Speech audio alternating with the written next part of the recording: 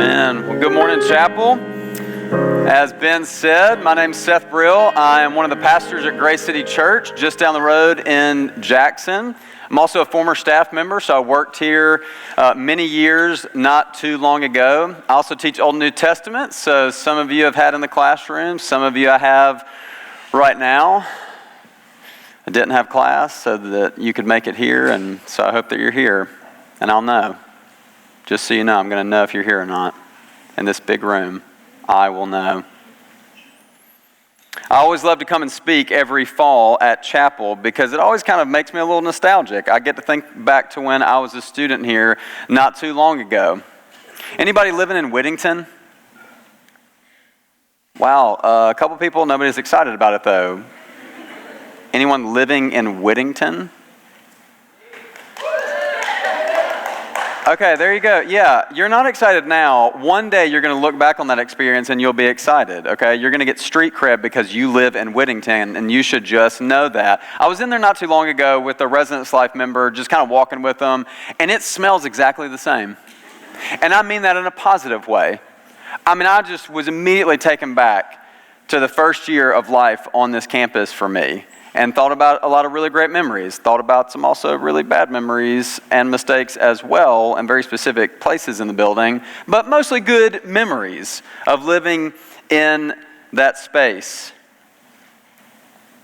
I remember arriving on campus and truly believing that I had everything figured out.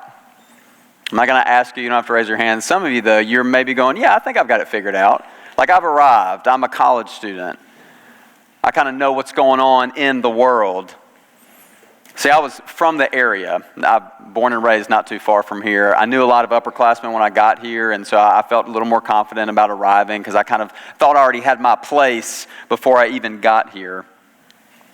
I knew what groups I wanted to be a part of, what organizations I wanted to join, all of that. But by the end of September, this very month of my freshman year, I had successfully lost all of my community. All of my friends had walked away from me. I had kind of like joined and left all of the groups that I'd hoped to be a part of. I had been so terrible to them that they all just disappeared. The only people I had around me, honestly, were people who didn't care enough about me to really tell me what I should be doing or how I should be living. I found out later they weren't really friends at all. I was also pre-med. Anybody pre-med? Wow, you guys also not excited about the decisions that you have made so far. You're pre-med. How many?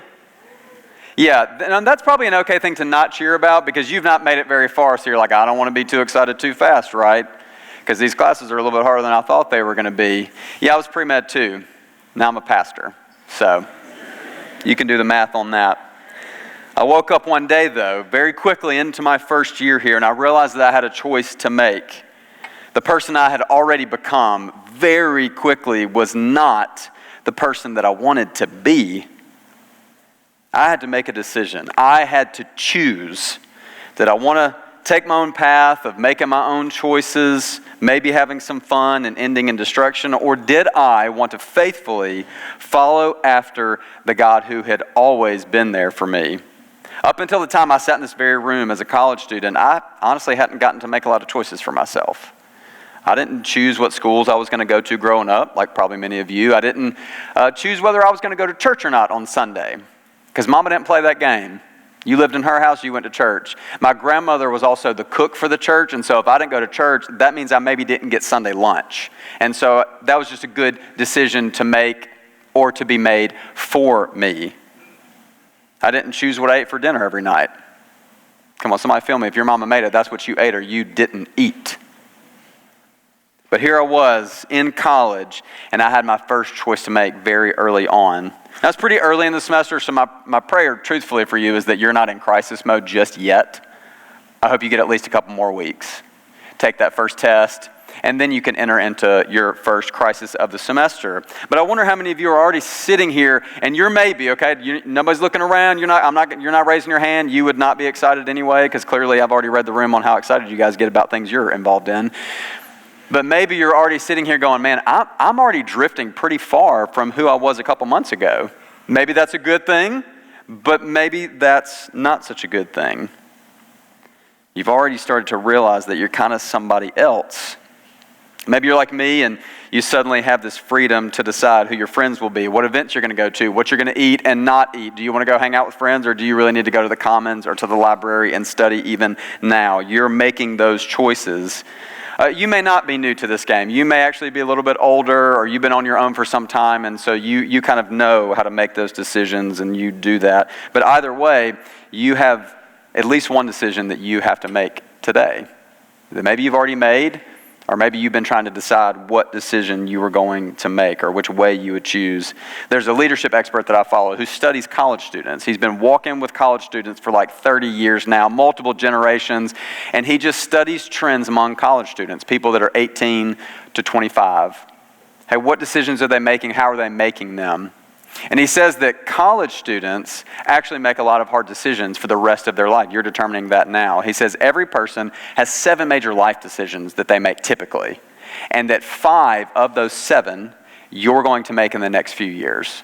Things like, hey, do I want to get married? Am I going to marry the person that I'm with or not? Things like, what career do I really want to step into? If I'm going to get married, do I want to have kids or do I not? You're really making those decisions now, and one of those decisions is, what do I want to do about faith?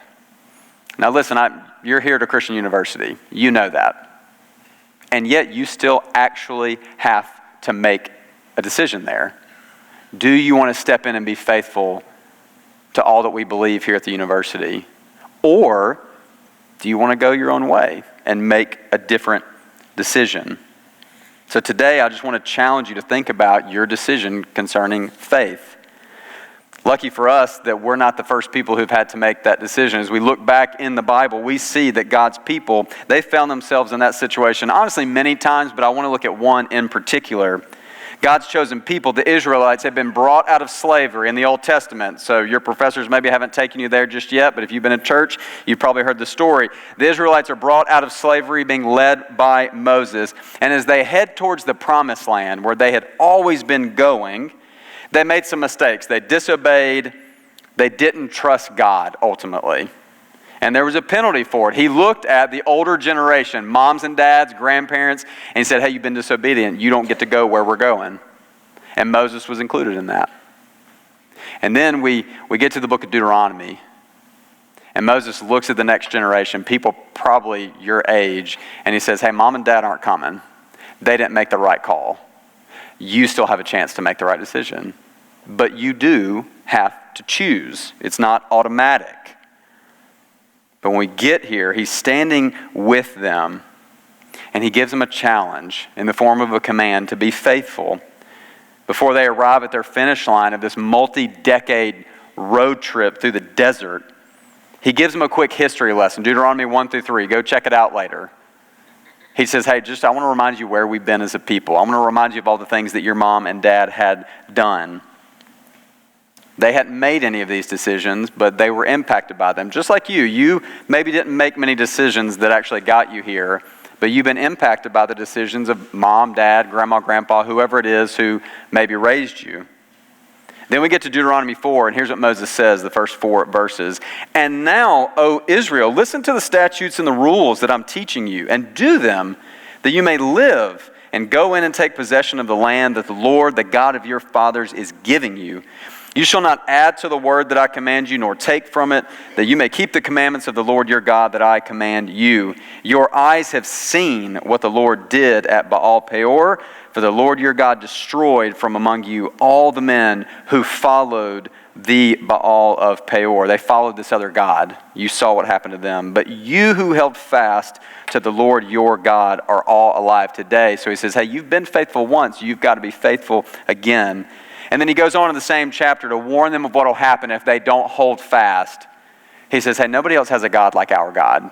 They'll think that they do, but they don't. Nobody has a God who comes close to you the way this God does. Nobody has a God who will speak to you in a burning bush. Nobody has a God who can remove you out of oppression and slavery. Nobody has a God like this.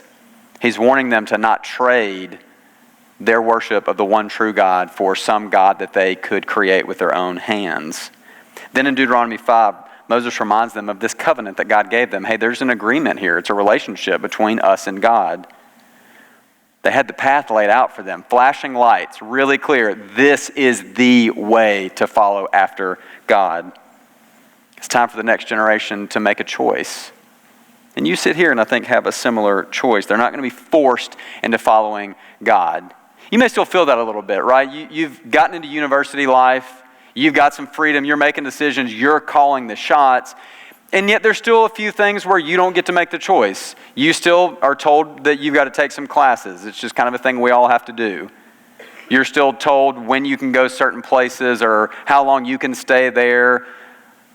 All of those kind of things. And yet, you have a choice here. The people of God had to decide before they got to the finish line of their journey whether or not they wanted to be faithful. This is not a decision for you to go, hey, I've got 4 years, I've got a couple years to think about it, and before I graduate, I'll decide when I get to the finish line of this segment of the journey. No, he says you got to decide right now before you get where you're going. This is an act of faith. Before you can see it, you've got to believe that God will do it for you. You might look back even now and think about all the decisions mom and dad, aunt and uncle, whoever, all the decisions they made and how that impacted you or the path that they were on. And you go, man, I don't want to be on that path. Maybe it was a path that was labeled with God and you realized that didn't feel very godly to me. Or maybe it really was a good path and you're just kind of, because you have the choice, deciding that you don't want to be on it any longer. You might be looking at two paths and have to decide if you want to follow the path of the older generation or not. But I do want to be clear with you. There's not 5 or 10 or 100 paths for you today. There's only 2 options. One that leads you to the creator of the universe and one that leads you to death. And I'll tell you right now, I've walked that path for a little bit. And it's enticing. And there's a lot of really fun things on that path. But if you walk it long enough, I'm just telling you, you'll realize it's not as great as you think that it is. I want to read a few verses from Deuteronomy 6 to you this morning in just the few minutes we have together. And just see how God might use it to stir something in you today. Just let you walk out and maybe have a thought about what it looks like to choose your own path. So Deuteronomy 6, first 3 verses. Here's what Moses says to them if you want to follow along. Now this is the commandment, the statutes and the rules that the Lord your God commanded me to teach you, that you may do them in the land to which you are going over to possess it, that you may fear the Lord your God, you and your son's son, by keeping all his statutes and his commandments, which I command you all the days of your life, and that your days may be long. Hear, therefore, O Israel, and be careful to do them, that it may go well with you, that you may multiply greatly as the Lord, the God of your fathers, has promised you, in a land flowing with milk and honey. Now that Moses has spent kind of a few chapters of what we have, reminding them of where they've been, how they got there, what God's called them to do, he draws the line in the sand for them. He's making it very clear, before we get here, you need to make this decision. He says, follow the commandment. He says that it's singular, like there's just one thing. He says it's singular because there is only one way to follow God. Moses is going to teach them that this is the way to live, more than just a bunch of rules. And he clarifies, I'm teaching you all of this so that you can do it. This is not just something you go listen to and say, yeah, that sounded good, and then you go on and live the way that you want to live. He's not lecturing them because he thinks that it's fun. He's giving them real life lessons. Hey, I'm going to teach you how to live, and you're going to go out into your real world, and you're going to live this way. If you want to make it where we're going, you need to do these things. It's not a checkbox for them either. Not only should you do them, he says in verse 1, but when you do them, it will show that you fear God. Proverbs 9:10 says, the fear of the Lord is the beginning of wisdom, and the knowledge of the Holy One is insight. He says, you want to really live well and wise, then you fear the Lord. Hear, therefore, and be careful to do them. We miss it in our English reading what he's really saying to them, but the Hebrew verb for to hear is the verb shema. Maybe you've heard of that. This is a famous prayer, what we're reading for Jewish people even today, that they pray this every day to be reminded of what God has called them to. But it doesn't mean to just hear, because you can hear me talking right now even while you're looking at your phone. But that doesn't mean you're listening, that there's a difference. My kids do me like that all the time. Hey, are you listening? And they said, I heard you. And I said, no, it's not the same thing. You can hear what I'm telling you to do, but if you don't go do it, that tells me that you weren't really listening to what I asked you to do. This is a combo of not even just hearing the words he's saying, but truly locking in and listening with the intent of wanting to do what he is telling them to do, so that they will then act. So before I jump to the second and final section this morning, this is where it's meant to perk up our ears to go, oh, he's really about to say something to us, and we should really be listening to what he's going to say. So are you ready to listen? I think there's a lot of noise in your life every day. I can't imagine how much you hear, all the sounds, all the videos, everything you hear in your world. And it can kind of make you numb to everything, to where you honestly don't know that you really listen to anything or anyone in a given day. And so I hope for the next few minutes, you'll just have the ability to really lock in and hear and listen to what the Word of God is saying to us. He keeps saying in verse 4, "Hear, O Israel." He says it again. "The Lord our God, the Lord is one. You shall love the Lord your God with all your heart, with all your soul, and with all your might. And these words that I command you today shall be on your heart." He repeats the verb so that we really know he's being serious. Hey, I'm going to say it again because I don't want you to miss it. To listen. There is one God. And you need to love this one God with your heart, soul, and might. A phrase that we'll see Jesus actually use in the Gospels himself. The word love here, similar to the word for to hear, is kind of a combo deal in the Hebrew. It means you love so much that you act or you obey. Moses says you'll listen because you love God, and because you love God, you will obey. That's what he's telling them. Anybody dating in here? Wow, y'all's excitement level is like just garbage. Dog, I know, I get you. This man for real excited about who he's with. She's too good for you, man. Keep her. You're dating, yeah? Some of y'all? Okay, a few more y'all. Great, okay. Awesome. I really hope that the person you're dating is not sitting in here with you as you we're like, yeah, I guess. You might not actually be dating when you walk out. There's another choice for you to make. And I obviously don't have time to go person to person to go, oh, hey, tell me about the person that you're dating. How long have you been dating? Where did you meet? Ask you all of those questions. But if you're a new student, that means that maybe you came here dating someone. And maybe they go to school here with you as well, or maybe they're somewhere else or they're doing something else. Yeah, I did that too. I came here dating somebody. And then about 3 weeks from this point, right now, like 15 years ago, we weren't dating anymore. So clock's ticking. I'm not trying to put that on you. I'm just saying. You either came here dating somebody, or if you're a new student and you raised your hand and you're already dating somebody that you met here, respect. Because you working fast. And I got no shame for that game. Not one bit. But to all of you out here who are like, man, I didn't raise my hand, but I wish I could raise my hand. I want to be with somebody. Right? You know where you want to be. But you're just not there yet. I would just encourage you, this is like a sidebar, I'd encourage you to wait. I didn't find the girl that I'm now married to until I was a senior here. And some people, they honestly, they don't even find their person here. It's going to be way later. So I'm saying just take a second. Make this choice first today that you want to follow the Lord, and then let you follow a lady friend second, okay? You just wait a second, all right, if you have not found that person. But if you're in a relationship, maybe you've been dating for a little while. Like these two over here. Maybe you're using the L word, okay? I'll never forget when I was dating my now wife, and you do this little cute game, and dudes would never talk about this with their friends, but it's happening to them in real time. You do this game where you're kind of like, well, I mean, I like you. I mean, I really like you. And then you just add a bunch of reallys, and you're like, what are we doing?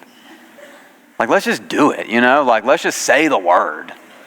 And so Rebecca came to me one day and she was like, hey, I think I'm ready to tell you. This is the most MC thing I could ever tell you.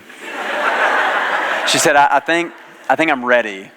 Like, I think I'm like, you're the first person I've ever said it to. And I was like, yeah, same. Not same. Yeah. And she was like, I think I'm ready to use that word, to use that word with you. And I was like, awesome.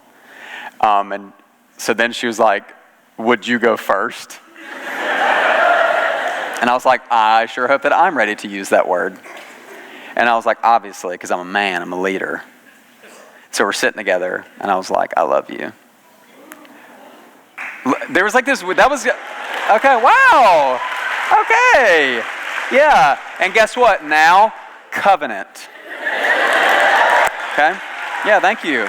I'm really glad you guys are excited about love, because you haven't been excited about anything else that I've talked about. That's good. Okay. Because that's where this is going. This is just a love story that I'm reading to you. And then Rebecca says, oh. That was her response. I love you. Oh. And she said, I don't think I can say it. Yeah. That's a true story about how I put myself out there. I said, girl, I love you. And she was like, I can't say it back. Oh. But I felt some kind of way about this girl. And I had really honestly, like in the grand scheme of my life, now I look back and I'm like, I hardly knew her. But I was going insane. I was a senior. I didn't care about anything else. Nothing. I was an officer in multiple places, and I was just like not showing up to meetings because I was like, listen, y'all, this girl, y'all don't even understand. I was in like my senior level courses of my major, and I got like a really bad grade on like the capstone paper, and he was like, you really missed an opportunity. And I was like, did I? Because I'm dating this girl. And no regrets. None. But even then, what I felt for her, I was like, girl, I'll do anything you want to do. You want to go out and eat? I'll figure it out and I'll find the money. You want me to cook? Chef's kiss. I got you. You want to drive around town because there ain't nowhere to hang out on this campus and waste all my gas? I'll do it. I was like, T.I., girl, you can have whatever you like. Stacks on deck. Something on ice. We'll fill up the jet. I don't even have a jet. But I was like singing it. I was like, dude, I'll do anything you want. I love you so much that I'll do anything. I'm trying to be funny on purpose. So you're like, okay, I see where you're headed with this. That was 16 years ago. I had no idea what love was going to feel like. And now I'm still hitting her with T.I. all the time. I'm like, girl, what you want to do? You want to go to Paris? I'll take you to Paris. You want to go to Disney? I'll take you to Disney. Come on. Oh, the kids have to go? Well, my point is you listen to the person that you love. And then you do what they ask you to do because you love them so much. Love the Lord your God with all your heart, soul, and might. With all that you have, he says, love the Lord. Everything you've got, you love the Lord.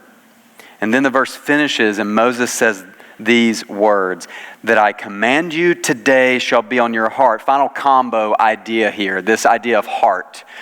Here, in our kind of culture and day and age, we use our minds to make decisions and then act from. In the Jewish system, it was a little bit lower. They were using their heart. The place of the heart is where they really thought through what they wanted to do, and all of their action came from their heart. He says, everything you do for the Lord, it comes out of your heart. That's why these words shall be on it.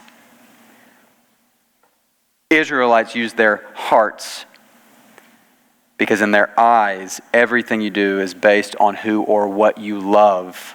So Moses says, let what you listen to today sit in the place where you're going to decide how you live. And not only should these words simmer in that place, but it's your decision, student. They can make you go to Old and New Testament, and I hope you love it. We have a lot of fun in my class, I think. They can make you take certain classes. They can make you show up to certain events. Nobody can make you follow after the Lord. Mom ain't here anymore. She can't make you. She can't guilt you. You have to make the choice to go, to be with God's people, to fall in love with the Lord. And I don't know all of you, not by a long shot. Even the ones of you I know, I don't know everything about you. So I kind of want to just close by giving you a couple questions to think about as we walk out. One of those is, what path are you on right now? You could very well be at the crossroads of trying to decide who you're going to be, which path you want to take. Hey, do I want to follow after the Lord, or do I want to kind of go my own way? Or you may already be on one of those paths, and you need to take stock and assess, hey, we're early in the semester and in this new version of who I am. Am I on the path that I really want to be on? Next question is, what or who are you listening to? Who you listen to is who you love, and who you love you will obey. Take time to really think about who it is you're really listening to, because it's going to impact where you're headed. Whether that's a mentor, whether it's a professor, some other leader, or maybe just your friends. Who are you listening to? Because if you listen, they have the chance to impact what you do and who you become. My pastor always told us, show me your friends and I'll show you your destiny. College student, now is the time for you to make this decision about where your life is going to go. Path of destruction or the path of life that Moses describes for us. The path of destruction is wide open. Anybody can jump on it. It's ready to take on everybody. That's how big that path is. But the path of life, if you decide you want that, it actually has a door that you have to step through first. Jesus says that he is that door. John 10, 9 through 11. Jesus says, I'm the door. If anyone enters by me, he'll be saved, and he can go in, come out, and find pasture. The thief, on the other hand, he comes only to steal and kill and destroy, and I've come that they may have life and have it abundantly. I'm the good shepherd, and the good shepherd lays down his life for the sheep. You enter the door onto this path through your confession. I believe Jesus is who he says he is. I believe that Jesus actually fulfills everything that Moses taught these people. He doesn't say do away with it, but he perfects it. And the only way you're getting onto this path that Moses talked about thousands of years ago is by you being able to see who Jesus is. And you saying yes to the very same path that he is opening the door to for you. You confess, believing in your heart, confessing with your mouth that he is the Son of God who came to save sinners just like you, just like me. That he could even find you on this other path that you've chosen, and he can give you an exit ramp faster than you know and put you on the right path. You're never too far down the wrong path, ever. For you to be sitting here today means you still have the option. You still have the choice. So I challenge you to choose today which path you desire to take, not one chosen for you by anyone else. Only you, in your heart, have chosen. Would you pray with me as we end our time this morning? Father, I do pray for each and every student in the room, knowing what it feels like to sit where they sit, to walk where they have walked, to make decisions the way they've made decisions. And God, I know it's complicated. I know it's confusing even. I know it can also be exhilarating as we begin to see all the things that you want for us. I know there's a lot of students who they have probably chosen the path that Moses describes. They have probably started down that path. They have walked through the right door to get on to that path because they have come to that path through faith in Christ. But I also know that there's people in the room who, they don't know who you are, God. The path that they've been on, decisions mom and dad made, they've just had them on a different path. But I'm always encouraged that we always have the opportunity, as long as we're breathing, to choose the right path, to see it before us, to know that your Spirit is revealing it to us through your word. So I pray that they would see it today, that they, if they're on the right path, that they would be encouraged to keep going. But Father, if they're not, that they would be challenged to just stop and consider what it would mean to leave the path they're on, to choose the path that Moses described for the Israelites generations ago, or even the same path that Jesus describes for his people in faith. So I pray blessing over every student this semester, that it would be a safe, productive, fun semester, But I know it will be a hard semester for some of them, so I pray that you give grace to them as they work through deciding who they are, who they want to be, and which path will actually take them there. Father, we pray these things with hope, believing that you hear us, believing that you are near to us, believing that you love us. And because you love us, you have given us everything in your Son. May we listen, and because we love you, may we obey. In Jesus, in your name we pray. Amen.